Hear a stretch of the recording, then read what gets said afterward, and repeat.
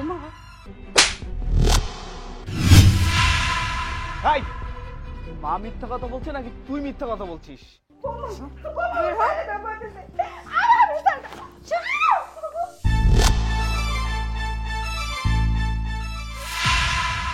বৌমা আজকে আমি তোমার শাশুড়ি দেখে তুমি আমার কপাল থেকে রক্ত ঝরাইতে পারলা, কিন্তু আমি যদি তোমার মা হইতাম পারতা তোমার মায়ের গায়ে হাত দিতে পারতা না। আসলে কি জানো বৌমা, আজকালকার মায়েরা কেন শাশুড়ির মা ভাবতে পারে না, আমি সেইটাই বুঝি না। বুঝেন না তাই না? আপনি কি কচি খুকি যে বুঝেন না?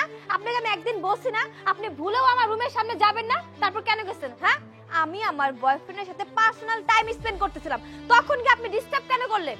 শোনো বৌমা, তুমি আমার ঘরের সম্মান, তুমি আমার ছেলের বউ, আমার ছেলের বউ হইয়া তুমি আর এক ছেলের সাথে যদি ঘরে ফষ্টি নষ্টি করো, এটা কোয়াকে আমার অন্যায় হয়েছে, আমি অন্যায় করছি।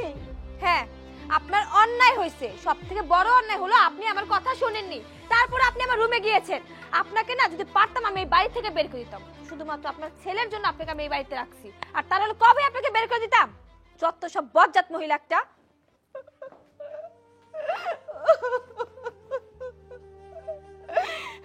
আজকে যদি আমার পোলা বাড়িতে থাকতো তাহলে বৌমা কি পারতো আমার কপাল থেকে রক্ত ঝরাইতে, আমার গায়ে হাত দিতে?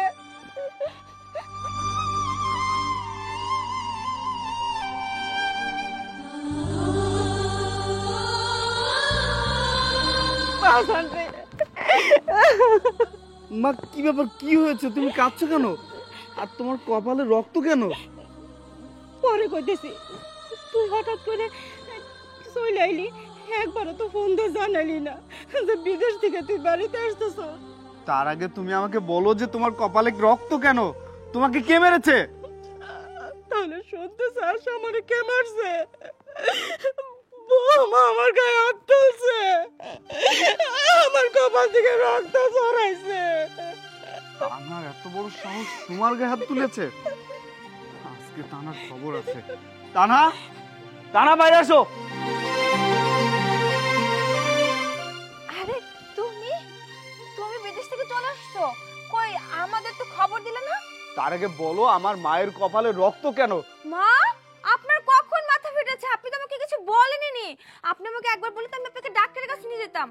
আর একটা কথা কি জানো, মায়ের না কিছুদিন ধরে কি যে প্রবলেম হয়েছে বুঝতেছি না। আমি না সেদিন ডাক্তারের কাছে মাকে নিয়ে গিয়েছিলাম, ডাক্তার বলেছে মায়ের নাকি মেন্টালিটি প্রবলেম হয়েছে, মা নাকি একটু মানে পাগল হয়ে গেছে বুঝছো। নিজে নিজে মাথা ওয়ালের সাথে বাড়ায়, মাথা ফাটায় ফেলে, কি কি কাহিনী করে জানো না। Shut up! আর একটা মিথ্যা কথা তুমি বলবে না। মাকে ডক্টরের কাছে নিয়ে গিয়েছিলে, মায়ের মেন্টালি সমস্যা হয়েছে তাই না? মায়ের মেন্টালি সমস্যা হয়েছে নাকি সমস্যা তোমার মধ্যে? তোমার পাশে দাঁড়িয়ে থাকা এই ছেলেটাকে? ও ও ও ও আমার খালাতো ভাই, আমাদের বাড়িতে বেড়াতে আসছে। ও আচ্ছা, ও তোমার খালাতো ভাই। কই তোমার খালাতো ভাইকে এর আগে তো কখনো দেখিনি। সত্যি করে বলো এই ছেলেটা কে? সত্যি কথা বলতেছে, আমি বিশ্বাস করো, ও হচ্ছে আমার ছোট খালা আছে না, ছোট খালার ছেলে। আজকেই আসছে এখানে বেড়াতে। না না বাজার, বৌমা সব মিথ্যা কথা কইতেছে, এইটা ওর খালাতো ভাই না। জানিস বাজার, তুই বিদেশ যাওয়ার পর এই পোলাটা প্রতিদিনই বৌমার কাছে আসে, বৌমার সাথে সারাদিন ঘরে সময় কাটায়, পরকিয়া করে। আর এটা আমি কইছি দেখে প্রতিদিনই বৌমা আমার গায়ে হাত তুলে। আজকেও কইছিলাম, এই জন্যই তো আমার কপাল ফাটে রক্ত পান করছে বাজার। একদমই মিথ্যা কথা, মা যা বলতেছে সব মিথ্যা কথা। তুমি মায়ের কথা বিশ্বাস করো না। আমি তোমাকে বললাম না মায়ের একটু মেন্টালি প্রবলেম হয়েছে, মায়ের কথা তুমি শুনো না তো। হাই, মা মিথ্যা কথা বলছে নাকি তুই মিথ্যা কথা বলছিস? আমি ভালো করেই বুঝতে পারছি যে মা কোনো মিথ্যা কথা বলছে না। মিথ্যা কথা না তুই বলছিস, আমার মায়ের নামে সাজিয়ে সাজিয়ে মিথ্যা কথা বলছিস। আচ্ছা একটা কথা বলতো, আমার অবর্তমানে তুই আমার মায়ের উপরে এমন কত নির্যাতন করছিস? আচ্ছা তুই কি মানুষ নাকি অমানুষ? হ্যাঁ, আজকে যদি আমার মায়ের জায়গায় তোর মা হতো তাহলে তুই কি পারতিস তোর মাকে এভাবে ধাক্কা দিয়ে ফেলে দিয়ে মাথা দিয়ে রক্ত বের করতে, মাথা ফাটিয়ে দিতে? পারতিস না, তুই একটা অমানুষ হয়ে গিয়েছিস। কারণ কি জানিস?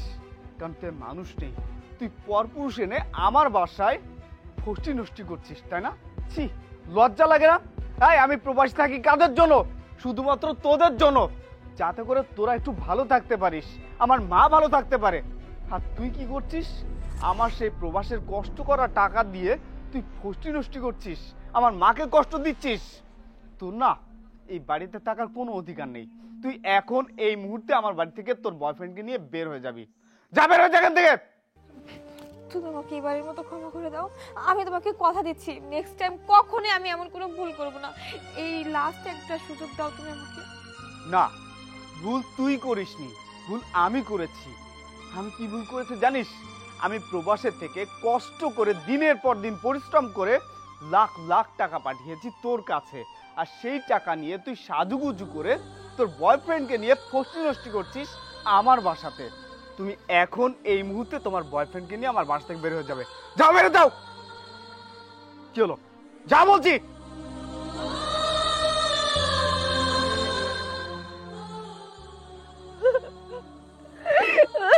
কি হলো আমার?